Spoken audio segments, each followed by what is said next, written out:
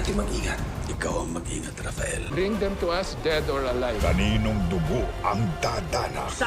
Masayang-masaya sila Mang Estong para kay Moises dahil malaya na ang binata at hindi na nila kailangang magtago na agad namang lumapit si Vincent at humingi siya ng tawad dahil matagal na niyang alam na inosente ang binata pero hindi siya agad kumilos at noong humingi si Rafael ng tulong sa kanila ay doon lang siya gumalaw.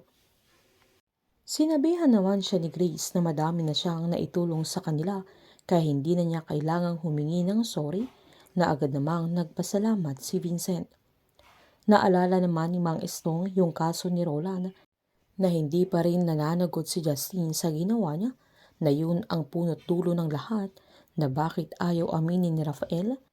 na agad namang sinabi ni Moises na hindi yun aaminin ni Rafael dahil makukulong si Justine kung gagawin niya yun na agad namang sinabi ni Mang Estong na kuha din niya yun dahil tatay din siya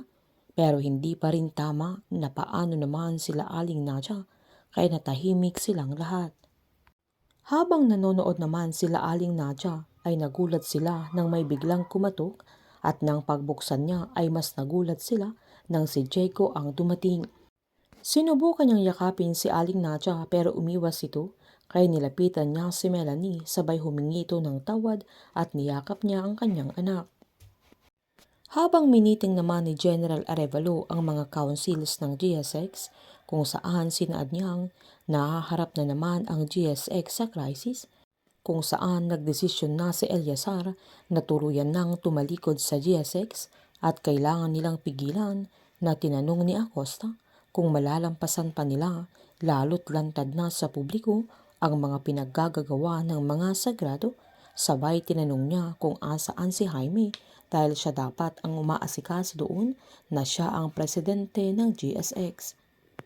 Pinaliwanag naman ni General Arevalo na majority sila na andoon at kailangan nilang bumoto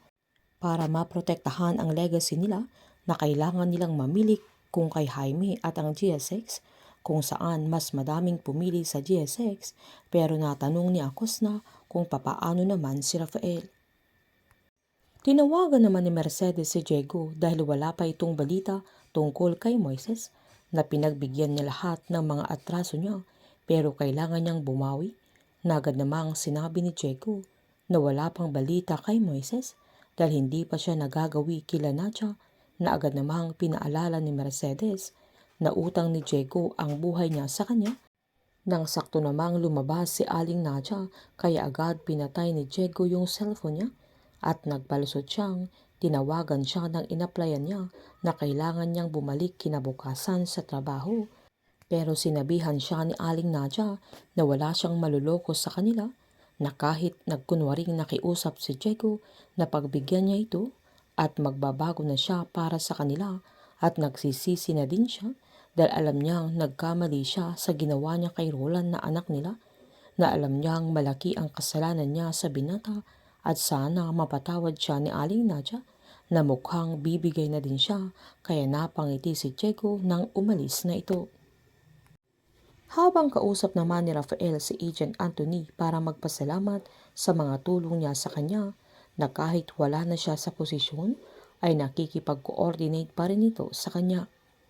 Sinabi ni Agent Anthony na hindi siya member ng GSX pero may tungkulin pa rin siya sa trabaho niya sa katotohanan, sabay sinaad niyang may kailangan siyang malaman tungkol sa kaso ni Christine na na-confirm na nanganak ang dalaga 3 hanggang 4 na buwan bago siya pinatay.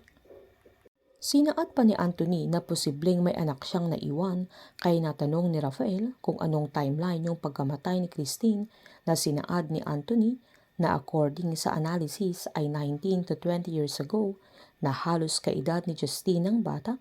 na napagtanto ni Rafael na may nabuo nang may nangyari sa kanila ni Christine na agad niyang tinanong kung may iba pang nakakaalam sa bagay na yun na agad namang sinabi ni Anthony na hindi siya sigurado lalo close case na pero hanggang sa mga sandaling yun ay kinakausap pa rin ni Mercedes si Manny na humawak sa kaso at siya ang nakakaalam kung anong totoo.